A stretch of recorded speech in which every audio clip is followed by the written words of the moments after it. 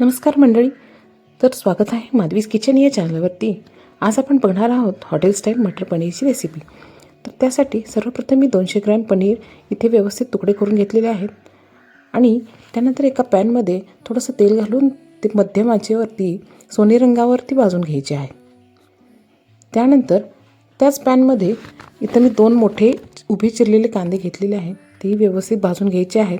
त्यामध्येच 2 मोठे टोमॅटो देखील मी त्यामध्ये ॲड केलेले आहेत. आता त्यामध्ये 7-8 काजू घातलेले आहेत. त्यानंतर थोडंसं मीठ ॲड करून व्यवस्थित भाजून थोडंसं मिश्रण थंड करून ते मिक्सरमधून बारीक पेस्ट करून त्याची तयार करून घ्यायची आहे. नंतर एका कढईमध्ये तेल तापवून त्यात थोडंसं बटर घालून काही खडे मसाले घालायचे आहेत. मग त्यात बारीक केलेली पेस्ट घालून तेल सुटेपर्यंत व्यवस्थित परतून घ्यायचे आहे. मग त्यात हळद, धनेपूड, गरम मसाला, लाल मिरची पावडर घालून 2 मिनिटात परतून घ्यायचं आहे. मग यामध्येच त्याची कन्सिस्टन्सी ॲड करण्यासाठी थोडंसं पाणी घालून घ्यायचं आहे